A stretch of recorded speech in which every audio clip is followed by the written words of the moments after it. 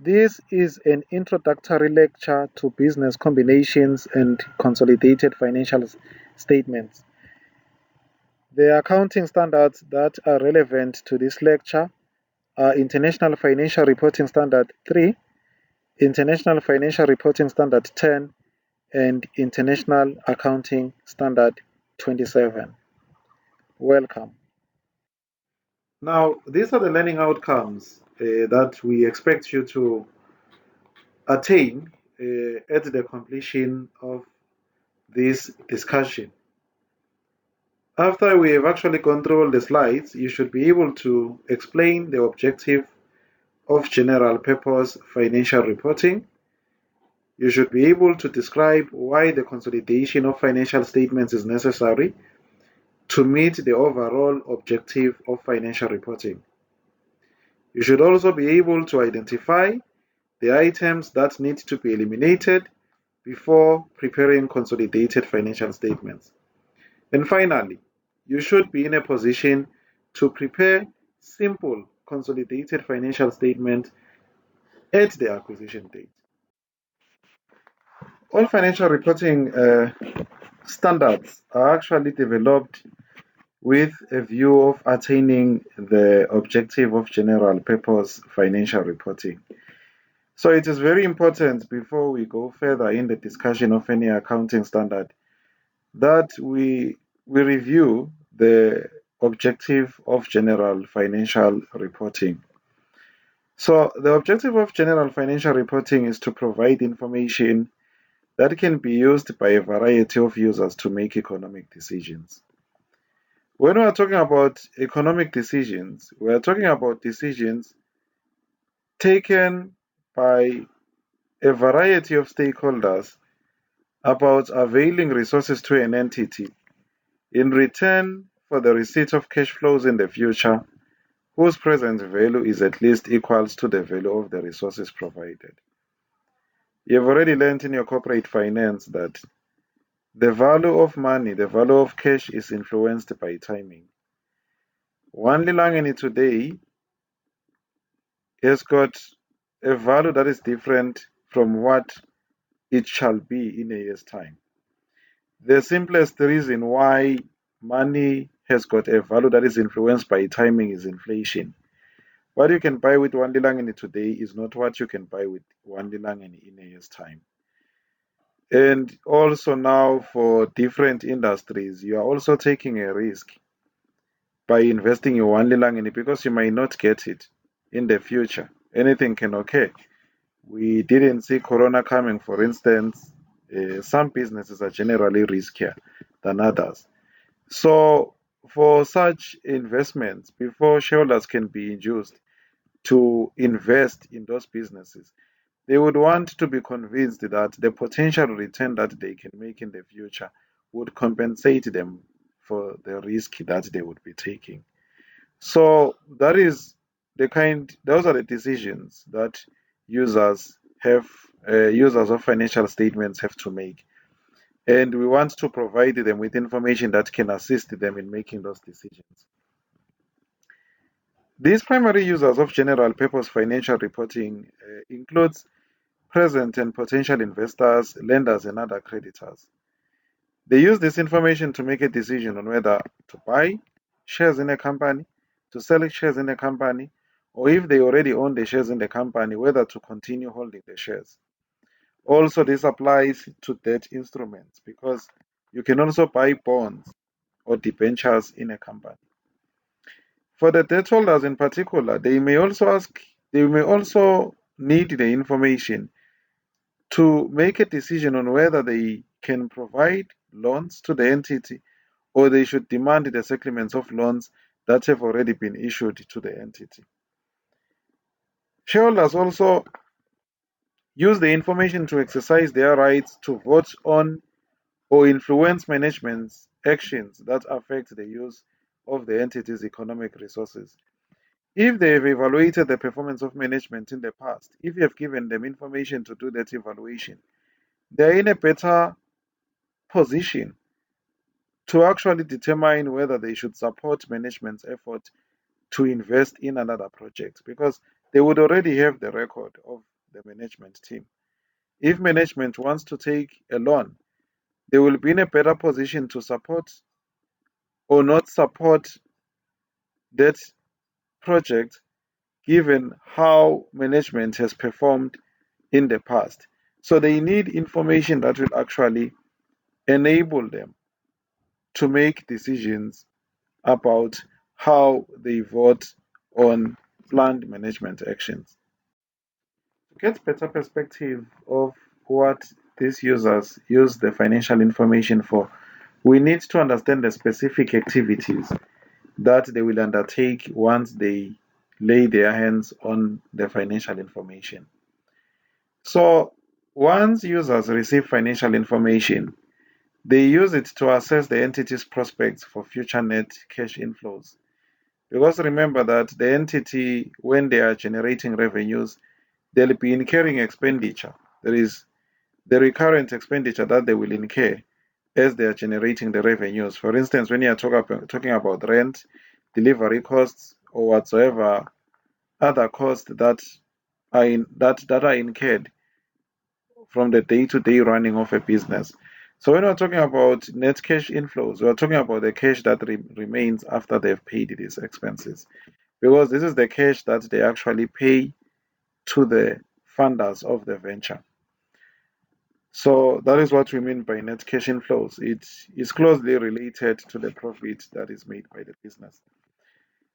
Users also want to assess how effectively and efficiently management has discharged their responsibilities to use the entity's existing resources. So, efficiency, we are talking about incurring the minimum possible costs when they are generating the revenue. We are talking about them using as little assets as possible to generate the revenue. We say they are efficient.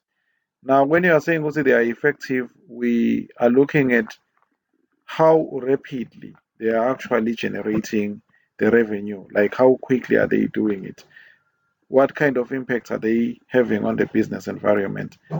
So when you're doing this assessment, you can actually conduct it by applying various analysis tools, which include but are by no means limited to the computation, analysis, and comparison of profitability and efficiency ratios. This is just one example in which you can analyze financial information. Okay, now we now know that one of the uses of financial information is for assessing an entity's prospects for future net cash inflows. The standard setters now ask themselves what information would users need in order to make this assessment. It was realized that people would be interested in knowing what economic resources the entity controls and who has a claim on those economic resources. The information about the nature and amount of a reporting entity's economic resources and claims assists users to assess an entity's financial strengths and weaknesses. It also assists them to assess the liquidity and solvency of the entity and its need and ability to obtain financing. We are going to make an example of this information on economic resources on claims using the transport industry. In the transport industry, if you are actually interested in buying a stake in a bus company, for instance, you will be interested in knowing what kind of vehicles do they have. Do they have buses or they have minibuses? Because that knowledge will inform you on how much money that transport company is likely to make. You would also be interested on whether they actually have the licenses, which are the intangible assets, to enable them to service certain routes. So users of financial statements are interested in that information because it helps them to predict the ability of this company to actually offer transport services. Over and above that, you would also be interested on the liquid assets that this transport business has. Because in as much as you have the vehicles, you need to refuel them. So in order to refuel the vehicles, you would need to have cash resources. So you'd be interested in knowing which assets do they have that are either cash or they can easily be converted into cash. For instance, if you have got a debtor, chances are it's going to pay and you can convert that debt into cash. So you'd be interested in knowing those assets that the entity has. How liquid is the entity? Are they able to refuel when it becomes necessary? You would also be interested to know how liquid the entity is to assess whether they'll be able to settle their short-term debts as they fall due. In the transport industry, for instance, you might actually have an arrangement with the big garages in terms of which you would actually service your buses for payment later. If you fail to pay, if you are not liquid enough, what these companies would do is that they would move an application in court, they would sue you, and the court might order that your buses will be attached so that that obligation can be settled. So you are interested to know how liquid the company is so that you can assess whether they are able to settle their short-term liabilities as they fall due. Also, from the assessment of the financial statements, you should be in a position to make an assessment on whether this company needs additional financing.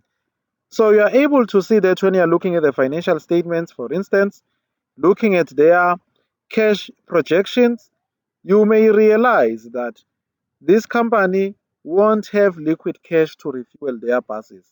So it would be clear that that company will apply for an overdraft. But it can only be offered an overdraft so long as the assets that it has are valuable. Because banks generally want security, they want assurance that they are going to receive back the funds that have been lent. So, this requirement of providing information about resources is the reason why today we have the statement of financial position.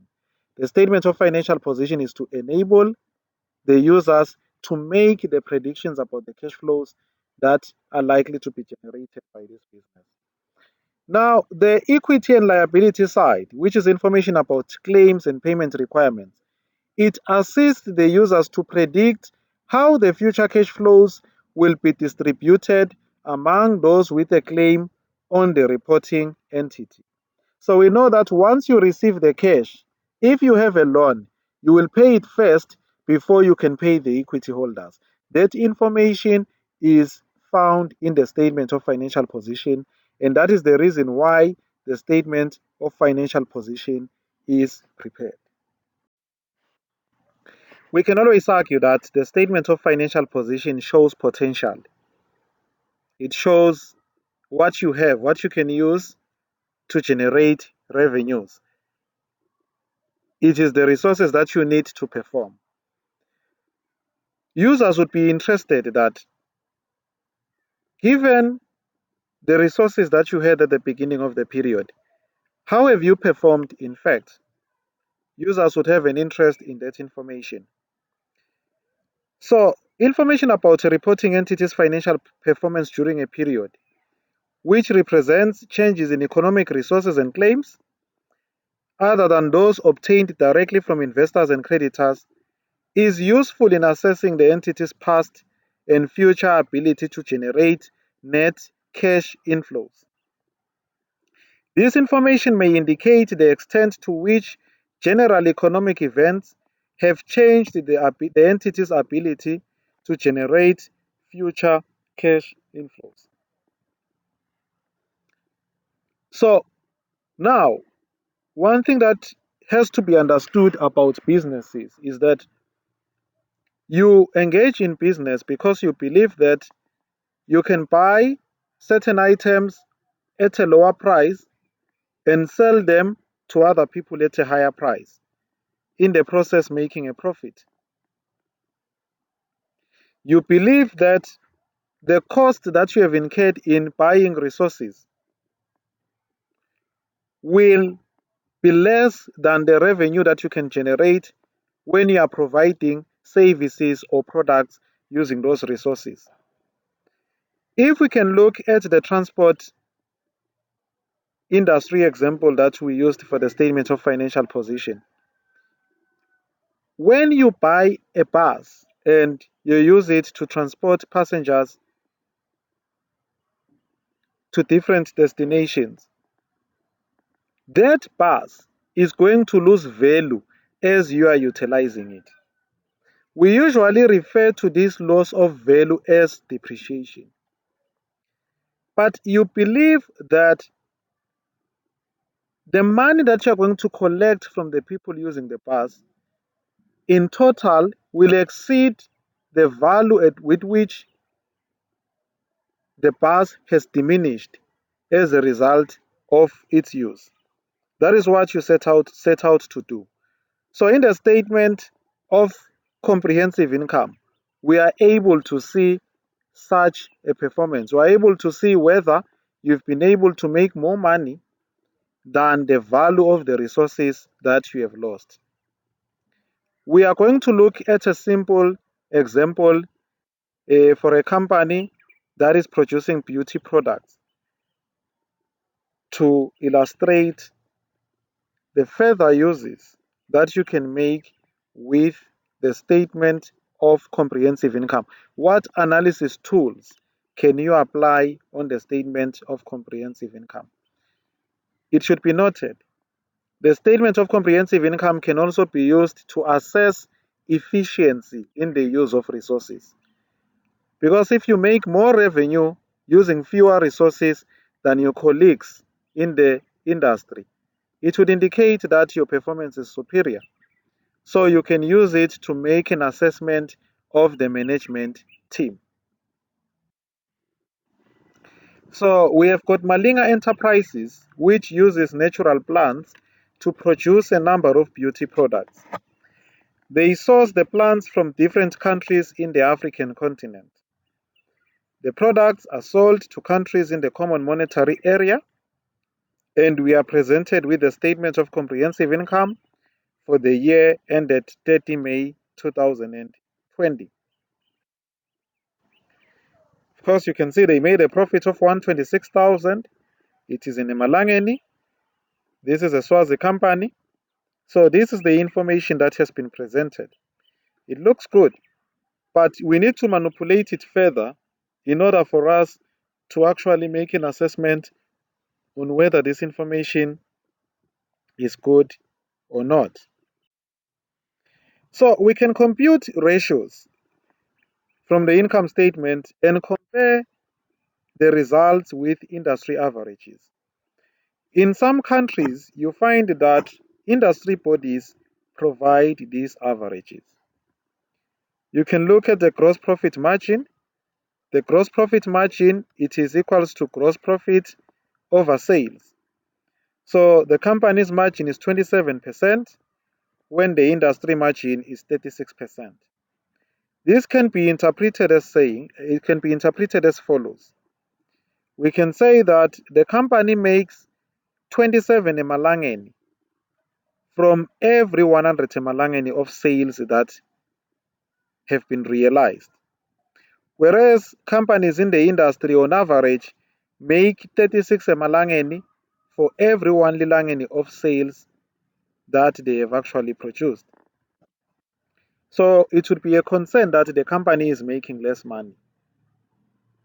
It indicates that the cost that is incurred by the company in purchasing inventories is higher than the costs that are incurred by the average company in the industry.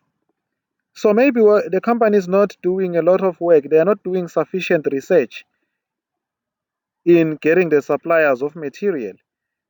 In the worst case scenario, this may actually even indicate fraud. Maybe the people in the purchasing department collude with suppliers and they buy supplies at a higher price. So you are able to actually get that information when you are assessing the financial statements. Further investigations can reveal why this is the case. We also look at the net profit margin.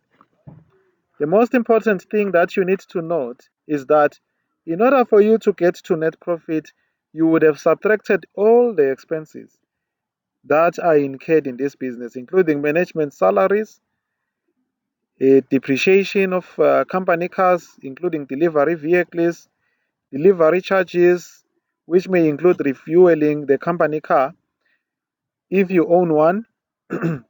So all of those things have been factored in the net profit margin. So you can see that for the company it's 11%, when for the industry it is 9%. This can be interpreted as meaning that for every 100 emalangeni of sales, the company is able to retain 11 emalangeni. So, which means that 11 emalangeni is what belongs to the shareholders of the company once we have actually paid all the expenses that we have to pay in order for us to produce the sales. When we look at the industry average, they have only made 9 emalangeni for every 100 emalangeni of sales. Given the superior industry gross profit margin, this can be interpreted to mean that maybe for the average industry company to realize the superior gross profit margin, they had to employ more purchasing staff, which increased their salaries expense and as a result reduced their net profit margins. So further investigation can reveal why is this company superior to the average industry company when it comes to net profit margins by looking at the specific expenses that are incurred by the company. Financial standards require such expenses to be disclosed in the financial statements. So you can know specifically why the company is doing better than the industry. I have also included the effective tax rate. You can see that for the company, the effective tax rate is 30%, whereas for the industry, the effective tax rate is 28%. Now, this indicates that we are paying more in taxes. And the reason why we are paying more in taxes, maybe we are not keeping invoices. And as a result, the commissioner refuses to allow us certain deductions because we do not have invoices. Or alternatively, we are making too many donations to organizations that are not classified as public benefit organizations, and the commissioner refuses to give us a deduction for those expenses. So you can do a further investigation to understand why the effective tax rate is high. But you can see that the company is not superior in terms of managing its tax affairs compared to companies in the industry. That is the average company in the industry. So I have also presented the statement of financial position as at 30 May for the company Malinga Enterprises and further presented the ratios that you can probably compute to analyze this statement of financial position. So you can see the statement of financial position presented here. They are controlling total assets worth 1,010,000. We can see that the business is financed predominantly by shareholders who have contributed 900,000 of the 1 million, and creditors have contributed 110,000 of the 1,010,000. So generally, at face value, we can easily conclude that this business, it doesn't really carry much risk, because if you look at the creditors of 110, they are actually even less than the bank balance of 300,000.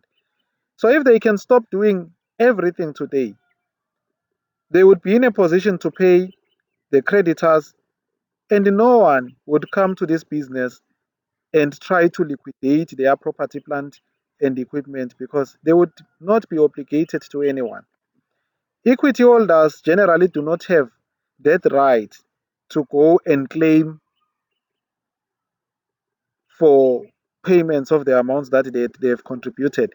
It is at the discretion of the board of directors to decide to declare a dividend or not. And even the board of directors have a number of limits to their ability to declare the dividends, because the Companies Act places a big responsibility upon them to ensure that they only declare a dividend only if the company meets the liquidity and solvency tests. Liquidity is a measure of the ability to pay claims as they fall due. You compute it by comparing current assets to current liabilities. And solvency, it is a measure of whether the assets in the business are at least equals to the liabilities in the business. Once the liabilities in the business exceed the assets in the business, we say that company is insolvent. Because if the company can be liquidated on that day, the money that would be received from the sale of the company wouldn't be sufficient to pay off all the liability holders. So the statement of financial position represents the war chest of the business. With the assets at their disposal, they can generate revenues or even reduce costs. Because if you've got your own car, you don't need to go and hire a car if you want to to deliver goods to your customers' premises. International Accounting Standard 16 prescribes the accounting treatment of property, plant, and equipment. And it requires a business to also disclose the classes of the different items of property, plant, and equipment. This information provides further details on the nature of the assets and lends itself beautifully for the investor to make his predictions about the future income prospects of the business. And once you have actually made the predictions, the following year's statement of comprehensive income helps you to validate those predictions. You are able to see whether it is true or not. The equity and liability section of the statement of financial position, it shows who the claimants against the assets of the business are. From this information, we can be able to determine how the cash generated by the business will be distributed. We have illustrated here how Malinga has invested the funds under their disposal and where they have sourced their funds by preparing common size financial statements. This is another analysis tool that can be utilized. You can see that Malinga has invested 50% of their funds in property, plant, and equipment, 3% in intangible assets, and 47% in current assets. So they have predominantly invested in property, plant, and equipment. If we were to go and look at their financial statements in detail, we can see how much they've invested in the factory. We can see how much they've invested in delivery vehicles. That will enable us to predict their future income generation capacity. When we are looking at the financing part for the funds at Malinga's disposal, we can see that 79% of the financing is coming from profits that Malinga has made over the years, and they've decided to retain it in the business, which is 79%. This immediately tells us that this business has been profitable. The business is really supporting itself because from the original contribution, it, it's only 10% that is part of the money used to finance this venture. Most of the money used to finance the venture is coming from the profits that have been retained. And creditors are contributing a negligible 11%. So this gives us a very, very good picture on how the assets and liabilities of Malinga Limited are structured. Now, the good thing is that we know that most of the profits that will be made, if not all, they are going to the equity holders. So if you want to buy a stake in this business, you will know that most of the money is going to come to me as an equity holder if I decide to buy out some of the shareholders in Malinga Limited. So this information, I have only introduced the statement of financial position and the statement of comprehensive income. You must know from the lower level classes that we also have the statement of changes in equity and the statement of cash flows. I am not going to go through that because I was only going through this in order for me to give you a theoretical background of the objective of general purpose financial statements. We can quickly note that the information provided has to possess the following qualities in order for it to be useful. Firstly, the information has to be relevant. So we say that relevant financial information is capable of making a difference in the decision made by users. Financial information is capable of making a difference in decision making if it has a predictive value, confirmatory value, or both. The predictive value and confirmatory value of financial information are interrelated. So we are saying be consistent. If you have classified something as revenue this year, continue classifying it as revenue in the following year. Don't start hiding it under cost of sales because it will make predictions to be difficult. So when you are preparing financial statements, they have to be consistently prepared.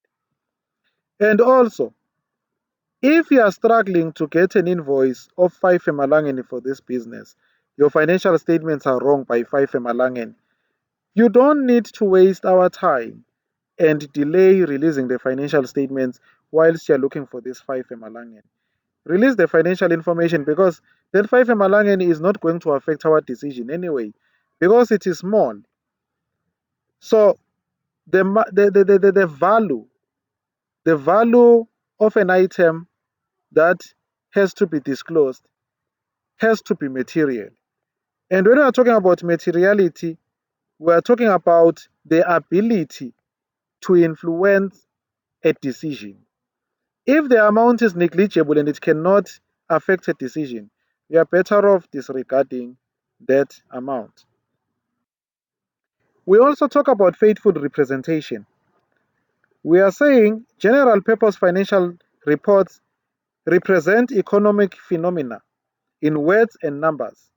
To be useful, the financial information must not only be relevant, it must also represent faithfully the phenomena it purports to represent. Faithful representation means representation of the substance of an economic phenomenon instead of representation of its legal form. So we are saying, for instance, if you have got cars under your control that you have financed using Westbank, classify those cars as assets in your books because you have absolute control over those cars. You can use them to generate revenue. They represent your potential. So that treatment is the reason why we've got IFRS 16 dealing with leases. You have already covered IFRS 16 in your third year studies. So we're saying that a faithful representation seeks to maximize the underlying characteristics of completeness, neutrality, and freedom from error. A neutral depiction is supported by the exercise of prudence, where prudence is the exercise of caution when making judgments under conditions of uncertainty.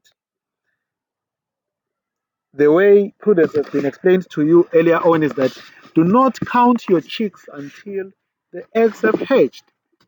So it is the same principle that we apply here in accounting.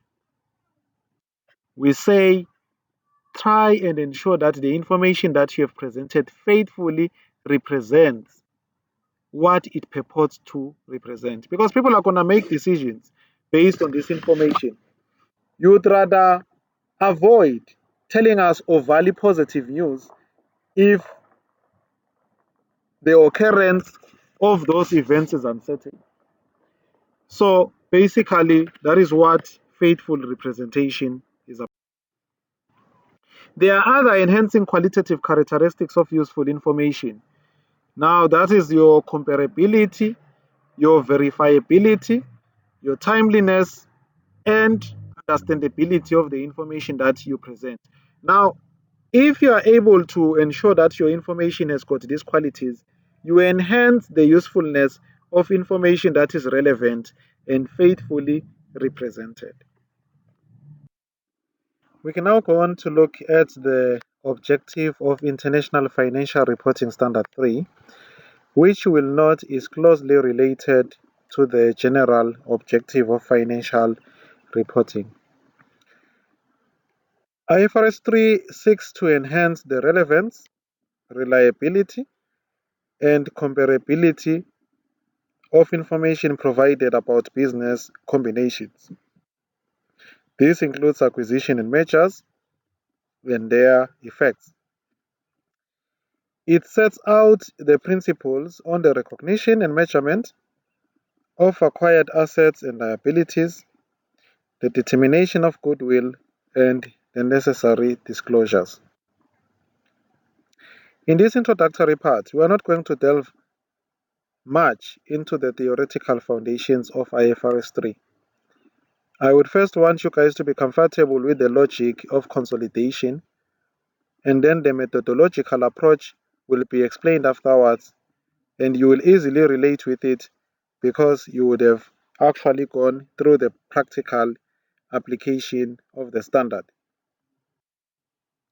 IFRS 10, which is for consolidated financial statement, has the objective of establishing principles for the presentation and preparation of consolidated financial statements when an entity controls one or more other entities. There are certain terms that you have to always remember when we are dealing with business combinations. A business combination is a transaction or other event in which an acquirer obtains control of one or more businesses. And when we are talking about a business, we are talking about an integrated set of activities and assets that is capable of being conducted and managed for the purposes of providing goods or services to customers, generating investment income, such as dividend or interest, or generating other income from ordinary activities. Please note that the standards that we are doing right now, they relate to businesses. If you are acquiring something that is not a business, it is treated as though you were acquiring the separate assets. And as such, the other accounting standards, such as IS 16, IS 38, would be used to account for that transaction. The acquisition date is the date on which the acquirer obtains control of the acquiree, and the acquirer is the entity that obtains control of the acquiree, whereas the acquiree is the business or businesses that the acquirer obtains control of in a business combination. Consolidated financial statements are the financial statements of a group in which the assets, liabilities, equity, income, expenses, and cash flows of the parent and subsidiary are presented as those of a single economic entity. Control of an investee.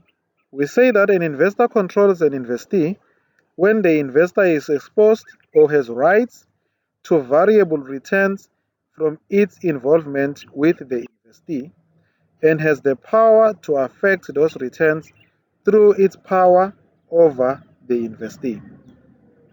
You will understand in detail as we get into the application of these business combinations how control is important, why it is important for you to assess whether a company or an entity has control over another entity. A parent is the entity that controls one or more entities, and power refers to existing rights that give the current ability to direct the relevant activities, where relevant activities are activities of the investee that significantly affect the investee's return. So, why do companies acquire a controlling stake in other companies? There are many reasons. Some of them include size. Some executives and business owners they want to buy more companies just so that their business can be bigger. It can also be age. As a company's business matures, it has got less room for expansion by selling more products. Buying a competitor and hopefully bringing their customers into the fold is a way for mature companies to keep growing. Some successful companies have high cash flows and nothing on which to spend it on. So investing in other companies may bring a better return than putting the money in fixed income securities. Another reason is to eliminate competition. A bigger company has got more clout negotiating with its suppliers. Probably on the elimination of competition, it's very interesting to note that Facebook acquired WhatsApp. The parent company that owns Facebook acquired WhatsApp. So WhatsApp was supposed to be a competing product with Facebook. Now the product development that you will see on WhatsApp will be complementary to what Facebook represents. So sometimes you buy a company simply because you want to eliminate competition. In my view, which is shared by some other scholars, the reason that should ideally influence acquisition of the shares of other companies is the ability to increase the wealth of shareholders. We are saying that a company should ideally target companies that are undervalued, improve the efficiency in the use of the acquired resources, thus increasing the company's value in the process. Although companies with excess cash may be willing to buy a business that has got no opportunity for improvement, simply to realize higher returns on its assets other than those available in fixed income securities, there is always an argument against this. Certain scholars argue that the investors themselves have the choice to make such an investment directly, and the company should simply declare a dividend and leave it at the investor's discretion to make a decision if they would want to reinvest that dividend. Because if I am buying shares, for instance, at MTN, and MTN eventually decides to invest in Pick and Pay, I may not be interested in the retail business. So them investing in Pick and Pay may not be serving my interest. I invested in MTN because I liked the telecommunication industry. I felt like it has got a potential for higher growth. So if there is no longer any room for them to invest and realize more growth, let them declare a dividend and I can decide on what to do with my money. Now the interesting part. What are the accounting implications of acquiring a controlling stake in a company? To enable you to understand the accounting implications of acquiring a controlling stake in another company, we are going to use an example. For now, for this level of the syllabus, we will assume that controlling stake is any shareholding held by a single shareholder in excess of 50%. Remember that once you have got or you own a majority of the shares in a company, you can influence their policy through your appointment of the board of directors and key management personnel. So, when we are looking at the total assets that you have control of, you are not only going to have control of the assets that you bought yourself, but you are also going to have control of the assets that are in the subsidiary company. We are going to explain that in detail as we continue with our discussion. So, in this example, we're saying you should imagine yourself being in the transport business. You own a bus company called A Limited. You intend to expand your operations because you believe you have a natural skill in managing a transport venture. However, restrictions in terms of the issue of licenses mean that you cannot apply for a new license from the government. Furthermore, licenses are not transferable. Your only choice is to acquire another company in order to gain access to their assets, including their licenses. You have identified a takeover target, B Limited, owned by your former high school teacher. When you make the investment in B Limited, you will pay your high school teacher directly in his bank account from your business bank account. In fact, it is not you who is actually paying your former high school teacher, but it is the company called A Limited. Because the entity principle says that a business has to be treated separately from its owners. So the entries for this investment in the company books, that is A Limited, will be a debit for investment in B Limited and a credit to the bank account. We are providing a statement of financial position at 31 December immediately after the investment was made. You can see that you have got property, plant and equipment worth 200,000. You have got investment in B Limited 100,000. You have got a bank balance 120,000, giving total assets of 420,000. And these assets are financed by ordinary shareholders, in this case, if you are alone, being yourself, to the tune of 320,000. But part of that financing comes from your decision not to require a dividend from the profits that the business made. If you decide not to declare a dividend, that money will be classified as retained earnings. You decided to retain the earnings in the business. And then you obtained a loan of 100,000 in order for you to finance your business. Now, you can already realize that we have a problem here in terms of the analysis of financial statements, because the investment in B Limited of 80,000 shares, where you paid 100,000 the Malangen, it represents underlying assets that are in B Limited.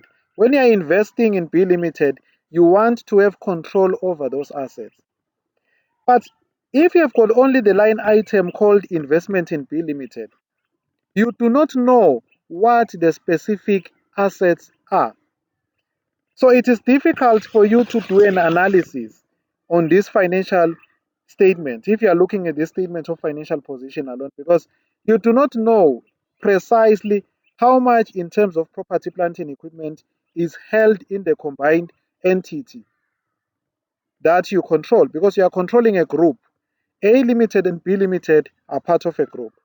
So, in the manner in which the statement of financial position is presented, we do not know the worth, the true worth of the property, plant, and equipment you control, because we do not know the nature of the assets that are in B Limited. The statement of financial position at all times reflects the accounting equation.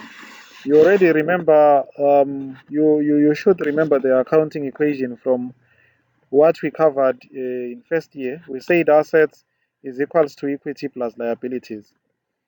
Shareholders are the people who assume the greatest risk in the company. So if assets increase or liabilities decrease due to trading or any other activity, their stake in the company increases, and this increment is reflected under retained earnings. Therefore, they will have a claim in the value of the increase in assets, and such a claim is reflected under retained earnings. We are saying that a business at all times, it reflects the accounting equation. So this reflection of the accounting equation, for instance, we are saying that if you make a sale, you are replacing an inventory asset worth 800 by a cash asset of 1000. It means that the asset side will increase by 200 because you will lose the 800 and gain the 1000. Since this equal sign has to hold, we are saying that the increment has to be included under equity. In actual fact, the statement of comprehensive income, it is really an equity account. It is just reflecting the increments and the decreases that have occurred during the year. And if ever the overall result is an increment, it will show as an increase in retained earnings. If ever the overall result is a decrease, it will show as a negative under retained earnings. So when you're buying shares in a company, you are purchasing the previous shareholder's claim to the assets of the business, which are represented by share capital and retained earnings. Because remember, for assets, there are claims over the assets, and the claims can be from equity holders or liability holders. So when you're buying a stake, you are buying the equity holder's stake. As I have already mentioned before, the asset titled investment refers to the assets to which the equity and liability holders in A Limited have claims to, but are under the control of B Limited, which is a subsidiary of A Limited.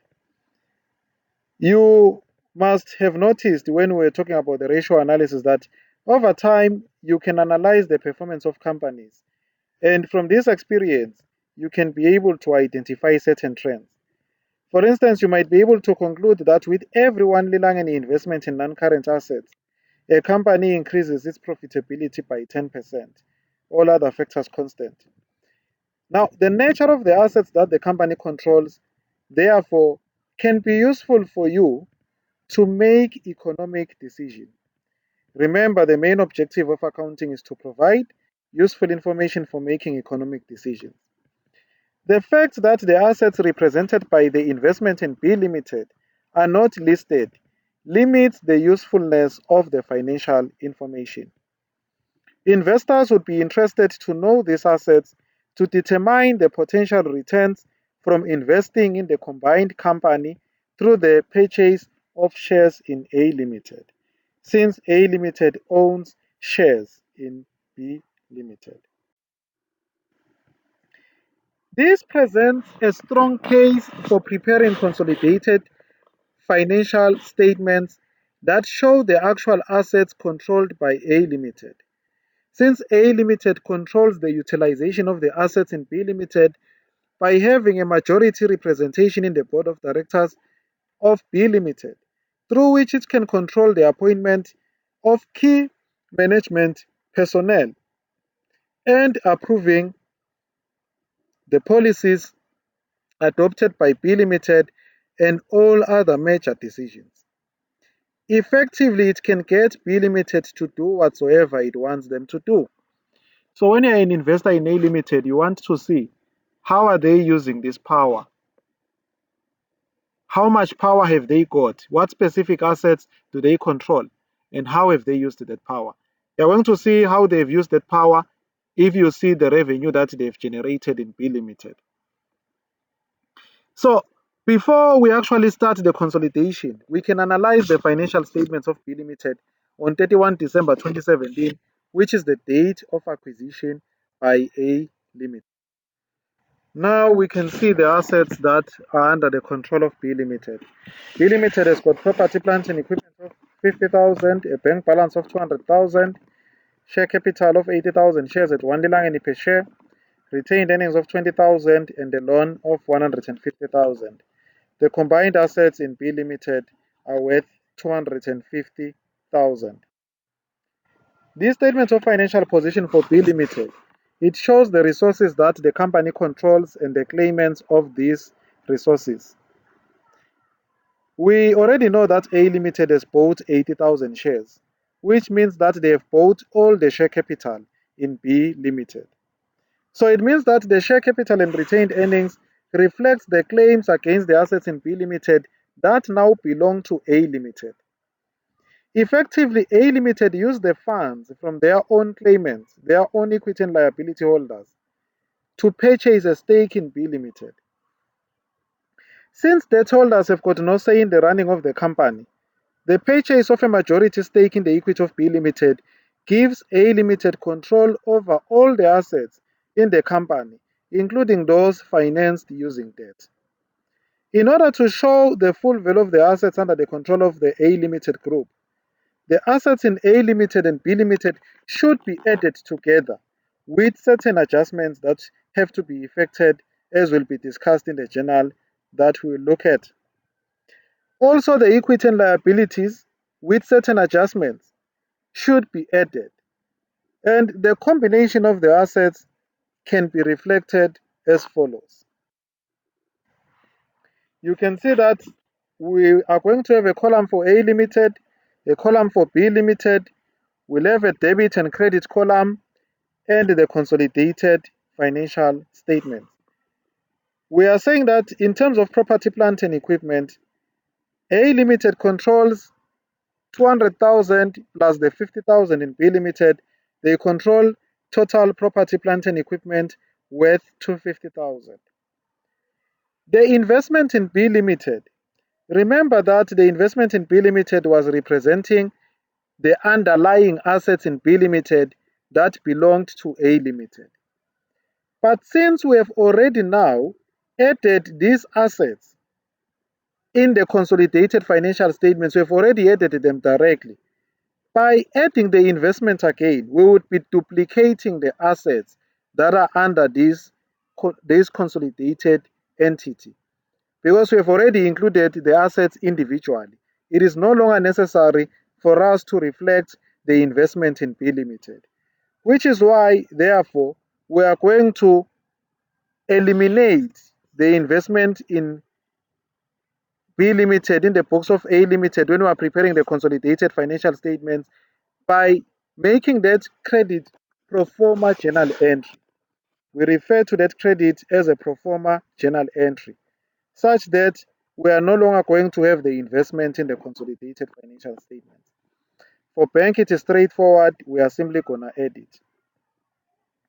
When we get to the share capital and retained earnings, remember that we are actually putting these assets and liabilities in the books of A Limited. The consolidated financial statements are prepared in the books of A Limited. It is A Limited's perspective. When B Limited had these assets under their control, they had recognized that the control of these assets was due to them having an obligation. They had received these funds from shareholders and liability holders.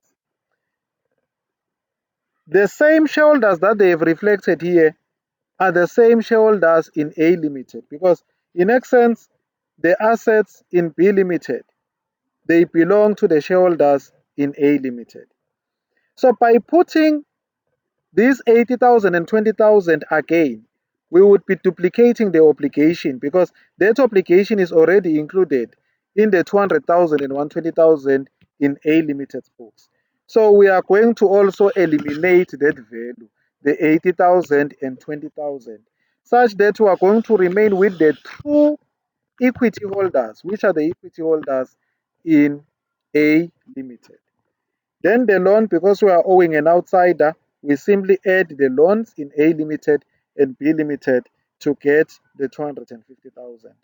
So we remove the obligation of B Limited to avoid a duplication, because we have already put in the obligations of A Limited, the liability and equity holders of A Limited, who are the true liability holders of this business. We pass this journal when we are consolidating. So that is it for the introduction to consolidated financial statements. In the next slide, we're going to discuss the further aspects of consolidation that are actually building up from this discussion. Thank you for reading and listening to the voiceover to these lecture notes.